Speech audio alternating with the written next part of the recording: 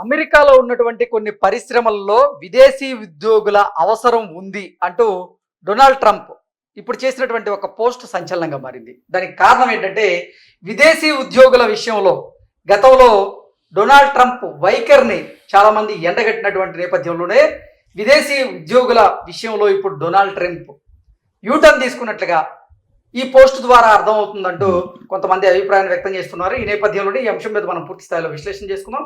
ప్రస్తుతం మనతో పాటు ఉన్నారు ప్రముఖ సామాజికవేత్త, ప్రముఖ రాజకీయ విశ్లేషకులు కృష్ణకుమారి గారు. మేడంతో మాట్లాడదాం. మేడం నమస్తే. మేడం, అమెరికాలో ఉన్నటువంటి కొన్ని పరిశ్రమల్లో విదేశీ ఉద్యోగులను తీసుకోవడం అవసరం అంటూ డొనాల్డ్ ట్రంప్ ఈరోజు ఒక పోస్ట్ పెట్టడం జరిగింది. ఆ పోస్ట్ తీవ్ర చర్చనీయాంశంగా మారింది. దీని మీద మీ విశ్లేషణ ఏంటి మేడం? ట్రంప్ ఎంతో కొంత పునరాలోచనలో పడ్డాడు అనే దానికి సూచికే ఈ స్టేట్మెంట్. నిన్న మొన్నటిదాకా మేము చేసుకోలేమా, మా దొడ్లు మేము కొడుక్కోలేమా, మా వంటలు మేము చేసుకోలేమా, మీతో మాకేం పని, అసలు అక్రమ వలసదారులే కాదు సక్రమ వలసదారులు కూడా మాకు అక్కర్లేదు అని చెప్పి చాలా బీరాలు పలికాడు కదా. ఈ బీరాలు పలికిన వ్యక్తి కాస్త ఇవాళ యూటర్న్ తీసుకున్నాడు. యూటర్న్ ఎందుకు తీసుకున్నాడు అని ఆలోచిస్తే గనక మనం మొదటి నుంచి మాట్లాడుకుంటున్నాం ఇదే విషయం. ఏ దేశం కా దేశం మీ దేశంతో మాకేం పని అని అనడం గనక మొదలెడితే దౌత్య ఒప్పందాలన్నీ దెబ్బతింటాయి, ట్రంప్లో మార్పు వస్తుంది అని అనుకున్నట్లుగానే ఫస్ట్ పిల్లి మెడలో ఎవరు గంట కట్టారు అంటే కొరియా వాళ్ళు కట్టారు. ఏంటి అంటే అమెరికాలో హుండై కంపెనీకి సంబంధించిన పరిశ్రమ ఉంది. ఆ పరిశ్రమలో ఉద్యోగస్తులు ఉన్నారు. సరే, ఉద్యోగస్తులు ఉంటే వీడి మధ్య ఏం చేస్తున్నాడంటే ట్రంప్ ఈ అక్రమ వలసదారులు ఎవరు అంటే పేపర్లు ఎవరికి కరెక్ట్గా ఉన్నాయి, ఎవరికి పేపర్లు కరెక్ట్గా లేవు, అంటే వీసాలు స్టేటస్ ఏంటి అని చెప్పి వాడు జల్లెడ పట్టడం మొదలెట్టాడు. జల్లెడ పట్టడం మొదలెడితే ఈ హుండై సంస్థలో అక్రమంగా వచ్చిన వాళ్ళే ఎక్కువ మంది ఉన్నారు అనేది తేలిపోయింది. తేలిపోయేసరికి వీడు నోటీసులు ఇచ్చాడు వాళ్ళకి. నోటీసులు ఇస్తే ఇంకా ఆయన ఏం చేశాడు, కొరియా ఆయన హుండై కంపెనీ ఓనరు, అసలు ఇప్పుడు మేము ఇక్కడ ఈ పెట్టుబడులు ఉంచాలా తీసేయాలని ఆలోచిస్తున్నాము అని ఒక స్టేట్మెంట్ పాస్ చేశాడు. అది చూసేసరికి ఇంక వీడికి భూమి కంపించి అసలు 360 degrees మొత్తం కనిపించింది ట్రంప్కి. కనిపించి వెంటనే 4 గరుచుకుని లేదు స్కిల్డ్ ఎంప్లాయీస్ని వాళ్ళు అక్రమ అసలు తర్వాత సంగతి, ముందైతే మటుకు స్కిల్డ్ ఎంప్లాయీస్ అయితే గనక మనకు కూడా మంచిదే కదా, పరిశ్రమ బాగుంటే మన దేశానికి కూడా మంచిదే కదా. స్కిల్డ్ ఎంప్లాయీస్ అయితే కానీ స్కిల్ ఉన్నోళ్ళు అయితే అంటే స్కిల్ ఉంది అని ఎవరికి తెలుస్తుంది? వాళ్ళు రోజు వచ్చి ట్రంప్ దగ్గర సర్టిఫికేట్ తీసుకుని వెళ్ళలేరు కదా, ఆ సంస్థ వాళ్ళకే తెలుస్తుంది కదా వాళ్ళు స్కిల్డా కాదా అనేది. అందుకని చెప్పి మేము కంపెనీ ఇష్టానికే వదిలేస్తున్నాము, ఆ స్కిల్డ్ వాళ్ళని అంటే వాళ్ళ ఎంప్లాయీస్ని వాళ్ళు పెట్టుకోవచ్చు, కాకపోతే ఒకటి స్కిల్డ్ ఎంప్లాయీని పెట్టుకుంటే చాలు అనే ఒక మాట అనేసేసి మళ్ళీ పైగా ఏం మాట్లాడాడు,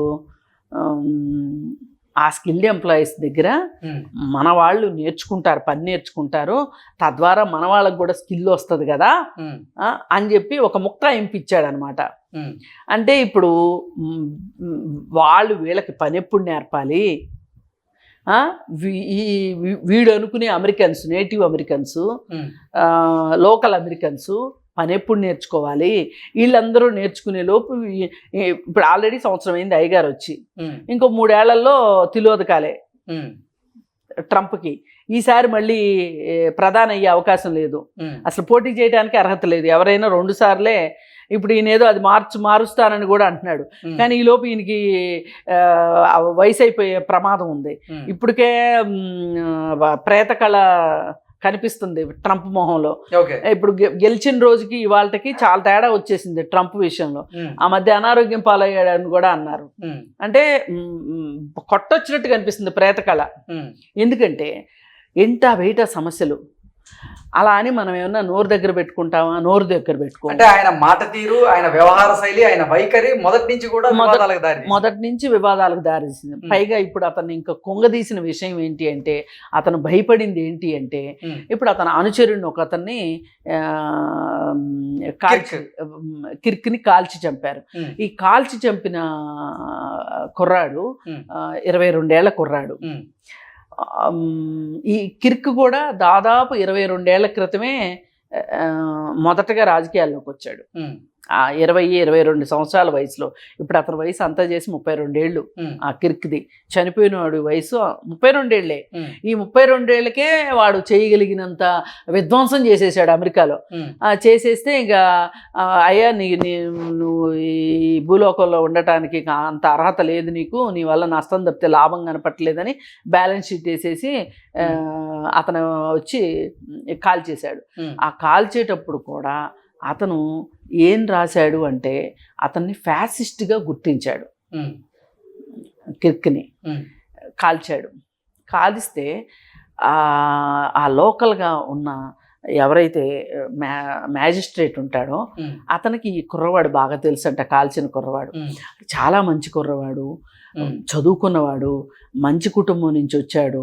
ఇతను ఈ విధ్వంసానికి పాల్పడ్డాడు ఏంట అని చెప్పి ఆయన కూడా ఆశ్చర్యపోయాడంట, బాధపడ్డాడంట. మంచి కుర్రాడు, వృద్ధిలోకి రావాల్సిన వాడు ఇలా ఈ నేరం చేసి ఇలా దొరికాడు అని చెప్పి బాధపడ్డాడంట. అయితే కారణం ఏంటి అంటే గనక ఇతను ఏమి మాట్లాడుతున్నాడు అంటే ఇతను ఒక రకంగా వెనకబాటు ఉన్న ఈ కిర్కు వెనకబాటుతో ఉన్న అతివాది అతను అబార్షన్స్ని వ్యతిరేకిస్తాడు.